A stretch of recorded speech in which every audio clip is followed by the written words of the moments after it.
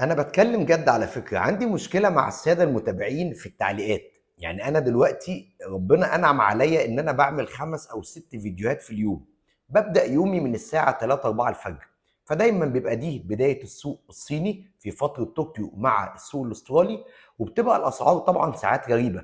زي ما انتم شايفين كده نطاق اليوم اللي هو النهارده، اللي هو يوم الخميس 29 مايو، الساعة 5 مساء بتوقيت جرينتش، يعني 8 مساء بتوقيت مصر والسعودية، زي ما الناس ما بتقول لي عايزة تعرف التوقيت.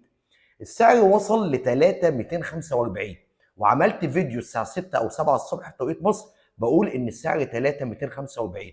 طبعا البشوات المصريين كلنا احنا بنبقوا نايمين في الوقت ده، تمام؟ يقوم بقى الساعة 9 10 الصبح طبعا يبقى السعر رد تاني، يرجع بقى يكتب لي ايه؟ باشا هو انت بتشوف الشاشة دي فين؟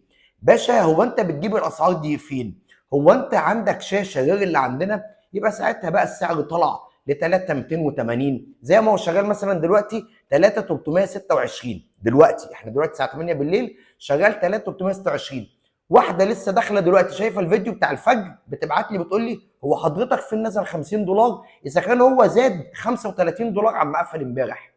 ايه الحل يا جماعه في الموضوع ده؟